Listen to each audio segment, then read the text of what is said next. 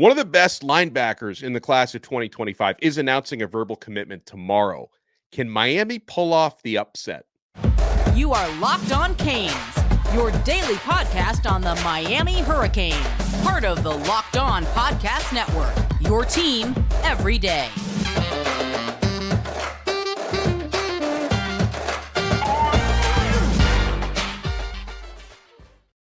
I am Alex Donno, University of Miami alumnus, longtime South Florida sports radio vet, and writer for allhurricanes.com. Thank you so much to the everydayers for making Locked On Canes your first listen or second listen and second watch today. We're free wherever you get your podcasts. We're free on YouTube.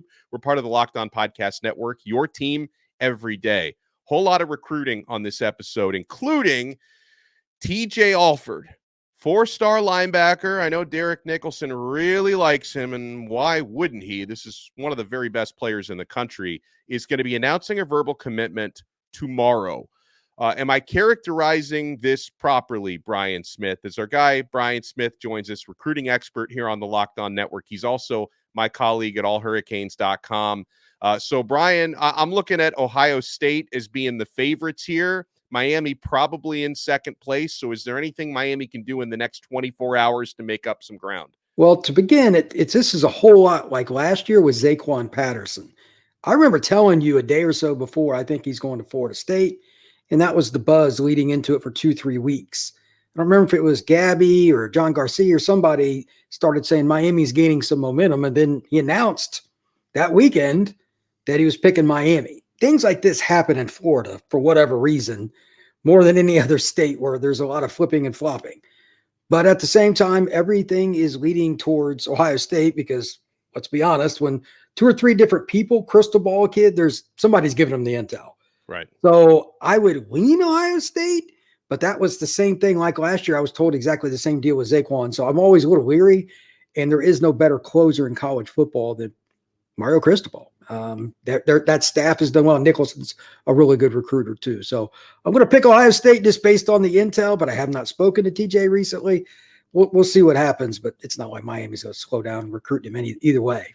And there's been a lot of really good recruiting battles the last couple of years between Miami and Ohio State. Of course, everyone remembers Ohio State beating Miami for Jeremiah Smith, and that one came down to the wire. But Miami's won some key battles, Brian, against Ohio State, and some of those have been players flipping after initially committing to OSU. It happened with 5-star defensive tackle Justin Scott, 4-star running back Jordan Lyle, happened with 4-star running back Mark Fletcher the previous year. So as we've seen from Mario Cristobal, and he seems to do this to Ohio State more than most other schools, a verbal commitment in spring doesn't necessarily mean it won't go Miami's way in the long run.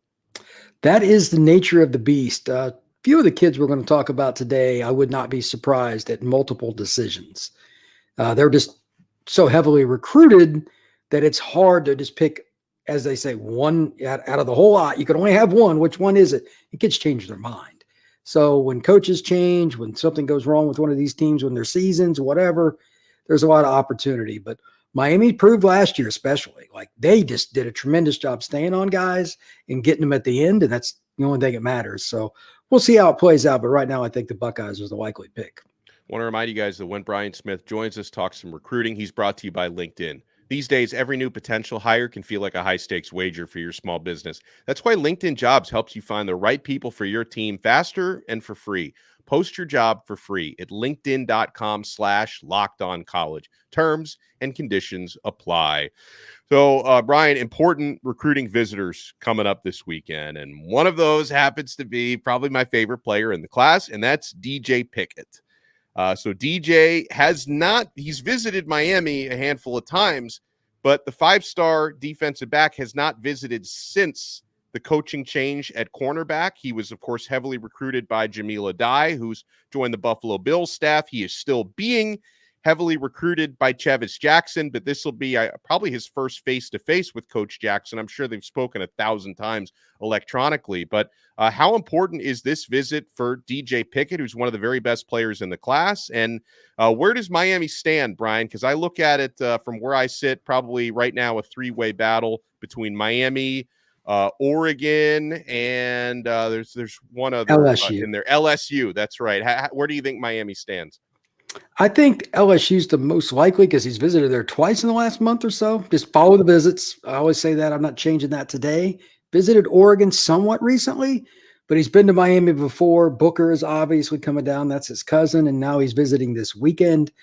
This recruitment is nowhere near done. Yes. That's probably I know it's fun to say, oh, we leave for a 5-star kid. Right now, it really doesn't matter. DJ is going to announce in October, and that's just the tentative plan. He's a very quiet kid, very private. He isn't going to let much out. The next time I talk to him, the next time I stop by Zephyrhills High School, I can just about assure you that he's had enough of the recruiting game. But this is Miami's chance to make up ground if I am right on LSU. FaceTime's everything, brother. Yeah. You got to get kids in front of you. DJ told one of my buddies recently, he's been recruited since 8th grade. He's tired of it. Like it's overwhelming. So yeah, he had offers in 8th grade. He's a very rare player. Yeah. But that gets old. That's 4 years of this. Most kids go through it for a year and a half. He's already been through 4. So it's a long time. So now the question is, what does he do after this visit? Does he take any more spring trips, or does he wait to take a couple officials and then a couple in the fall? That I do not know, but this is a unique player, man. 6'4" corners don't grow on trees. Yeah, absolutely. And is that the role you see him in? Because for my understanding is, and I don't know if this was more of a Jamil Adai thing, but that Miami sees him as a cornerback because he's also played safety. He's played all over the defensive backfield. There's multiple ways you can use him or look at it, but like try him out at the hardest spot. If it doesn't work, I know he can play free safety. I've watched him do that 50 times. Just depends on what team he's with and 7-on or whatever to where they put him. But right. Like most teams won't even throw at him when he plays corner. So, I mean, that shows his effectiveness. He is a thief. He finds a way to get to the football no matter where he's at. He's got a great burst. So if it doesn't work at corner, he'll end up at safety. It's all good. Miami has a pair of top running backs visiting this weekend, Brian, and that comes despite the fact that Miami just landed a very good running back within the past week, who we will talk about. But visiting this weekend, Alvin Henderson, he's out of Alabama. He's going to be committing somewhere on April 5th. And Byron Louis, who's a South Florida kid, who's seems to be a battle for Louis between Wisconsin, Florida State, Florida, Alabama, and Miami. Well, first of all, with Henderson, let's start with him. He's going to be announcing something on April 5th. Do you think it could be Auburn, or where could Miami be trending with him? I think Miami or Florida State's number 2. Which one you want to pick is hard to say. He's been to Auburn so many times I've lost track. I think that's where he'll commit. But he told me to my face a few weeks ago after an Auburn visit that he was definitely going to take the Miami OV in June, which was kind of random. It was at the time it was the only OV he had set. I don't know. It's very unusual. Alvin's a really sharp kid. I'd imagine he's got a plan, but like chances are he's going to end up picking Auburn, at least originally. It's the local school. It's 2 hours from him. But Miami's been on him enough where he's visited a couple of times and he's got an OV set. This isn't a whole lot different than like some of the recruitments they had this past year, like going against Ohio State, etc. Miami trends and eventually – I don't really know how to explain it, but Miami's had a lot of success with that. So do not count out Miami. And Byron Louis is out of American heritage, 4-star back, and he's been crystal balled in the recent past to Miami. Are the Hurricanes the team to beat for him? I thought even more so before the commitment of a certain young man from Tampa, but I don't know. Does Miami still want 2 running backs? That's my only question. Because I think they'd take 2. The thing is, I don't think they'd take 3, but I think they'd take 2. That would be 3 consecutive years with 2 backs. So I wonder if somebody's going to move or what they're going to do. But they're getting so many good players, it's hard to turn them down. And he's the traditional downhill running back, and they need more size. So he would fit that role very, very well. I don't know. Man, it'd be hard to let one go from American heritage that you've had on campus like 10 times. But Florida State is probably the most likely choice. If not, that'd be the other thing. Like, it's one thing not to sign a kid. It's another to play against him. So that's an interesting conversation. If you're going to take 2, take the kid that's not going to play against you. That's how I would do it. Yeah, and Miami just took 1, as you mentioned. Let's talk about Girard Pringle when we come back, man. We're only getting started. Our recruiting guru, Brian Smith, joins us. He's always brought to you by LinkedIn Jobs. You want to keep it locked right here. We're only getting started on this brand new episode of Locked On Canes. And I'm only getting started with my manscaping. Guys, this episode is brought to you by the spring cleaning champions, Manscaped.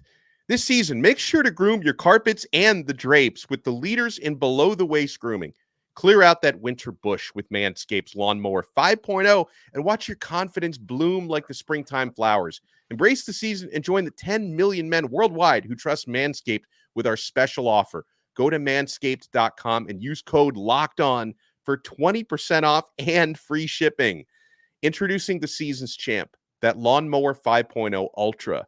The 5th generation trimmer features 2 interchangeable next-gen skin-safe blade heads, a standard one for taking a little off the top, and a new foil blade to go smooth wherever your heart desires.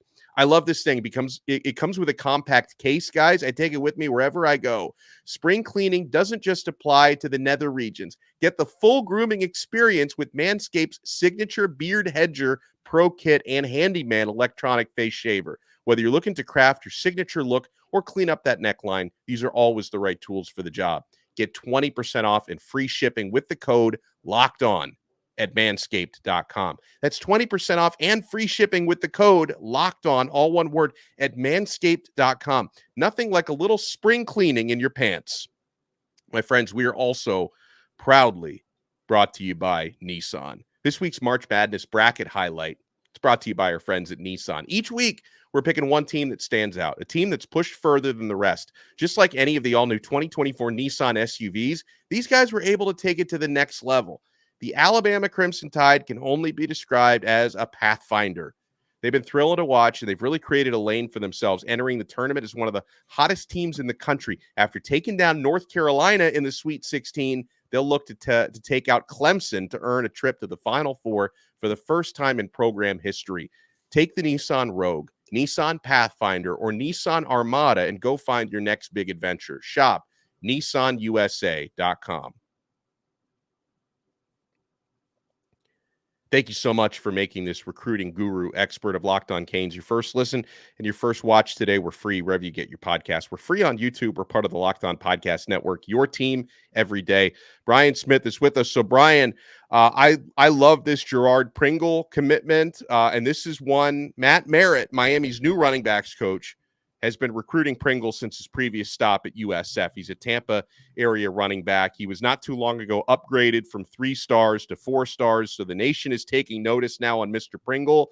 How big is he going to be in Miami's backfield for the next 3 to 4 years when he arrives in 2025? This is a dynamic player, man. He had over 300 yards rushing in game 1 last year against Venice, a team that's consistently a state title contender. And he did it at their house. You know, like he made it happen. He makes guys miss. He's got speed. He's got tremendous vision and cutback ability. This probably would be the kind of guy you would compare like in style. I'm not saying the same player, like Emmitt Smith, that make you miss guy. The first guy hardly ever tackles him, and then he finds daylight. He's very consistent and hard to tackle in the backfield. So Merritt recruited him when he was at USF and knew him well. I mean, it's local because he played at Armwood, and he still does. It's just outside of Tampa. So it was a 30-minute drive for him to go see the kids. Probably wasn't very difficult. It's a good get, man, because once he blew up last year, he got offers from schools across the country, and he deserved it. This is a very nice pickup for the Hurricanes, and he can contribute pretty early. I like it. Another player that I know Miami is recruiting pretty heavily, and he's been crystal balled to Miami in the past. We'll go back to the defense for this one. Amari Wallace, 4-star Miami Central defensive back. He was back on, it's not a long trip for him, but he was back on campus at Miami yesterday visiting practice. I'd love your scouting report on Wallace, and do you feel like Miami really wants this kid? Miami Central kids are always a priority. This is a young man that's a ball hawk, plays at the back end of their defense, swallowing up all the things that actually get past their front 7, which isn't a lot. But Miami Central's got so many players. He probably doesn't get as many chances as some other kids. But I've seen him play live. I've seen him in camps, etc. He can really, really run. That's the number one thing. And number two, not really that he's not the biggest guy in the world. He's certainly not James Williams, but he will come up and hit you. He's probably a little bit more like Cam Kinchins in terms of his style of play. Feels it, sees it, goes and gets it. And there's nothing wrong with having tremendous instincts. So if it wasn't Miami, I would guess Florida State, but I would think Miami's the likely pick here. I like it. Brian Smith is with us. And, Brian, how do you feel about the trends to this point? I remember a year ago, a couple weeks before the spring game, Miami didn't have a lot of verbal commits. People weren't sure how they were doing. They've got, I think, 5 right now, and they're trending with some others. Do you think Miami could trend their way into another top 10 recruiting class once 2025 is said and done? I would be surprised if Miami has anything less than a top 10 class during Cristobal's tenure, barring them just going with a small class some year for whatever reason. Yeah.